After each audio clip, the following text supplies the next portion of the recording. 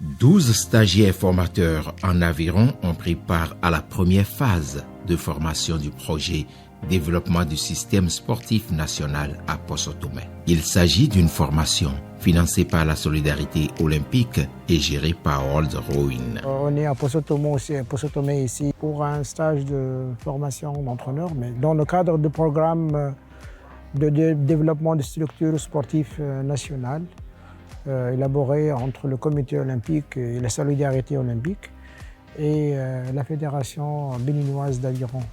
Donc nous avons 12 participants venus de tout le Bénin, dont 6 sont des entraîneurs déjà de clubs et dont les autres sont des instructeurs de sport ou des anciens athlètes dans l'aviron.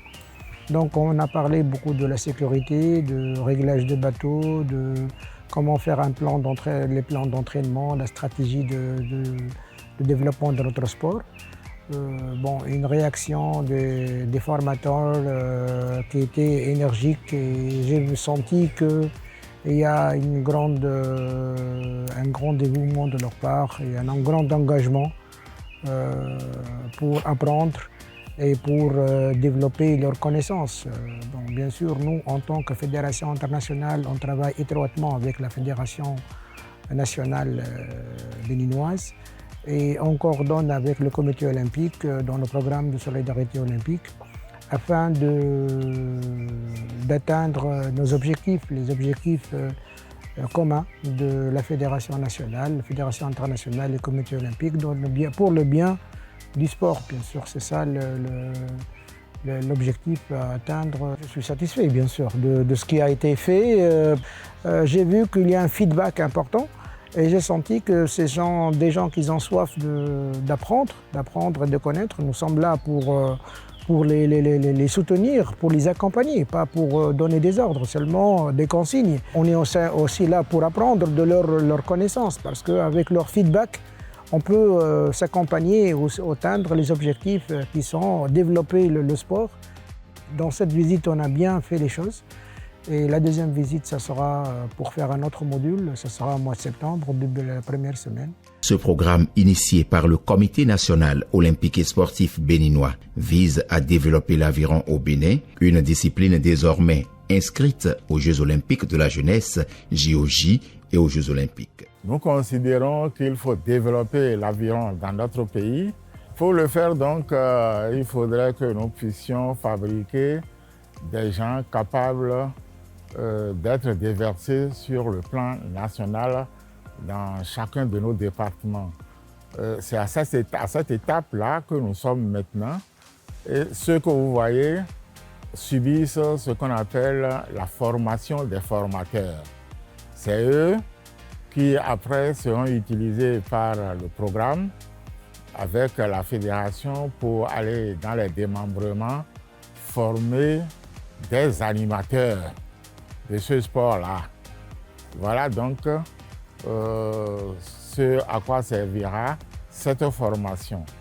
L'expert est quelqu'un dépêché de la Fédération internationale d'aviron.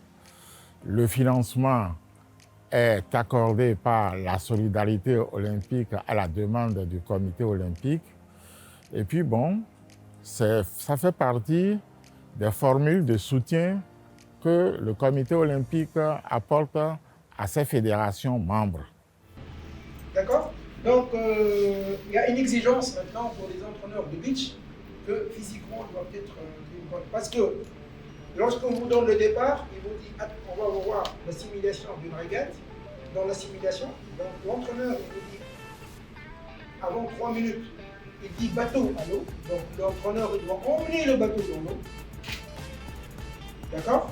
Donc 3 minutes avant la course, il doit emmener le bateau dans l'eau. Les bateaux ne sont pas dans l'eau. Il dit 3 minutes, emmenez les boats on the water. Cette deuxième phase de formation est consacrée aux spécificités de l'aviron de mer au beach rowing adapté aux épreuves internationales à venir.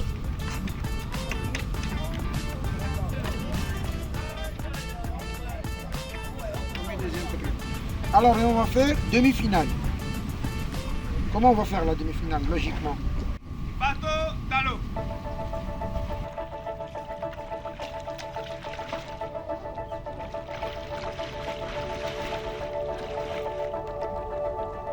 Et au cours de la première phase, on avait appris l'entraînement de l'aviron classique.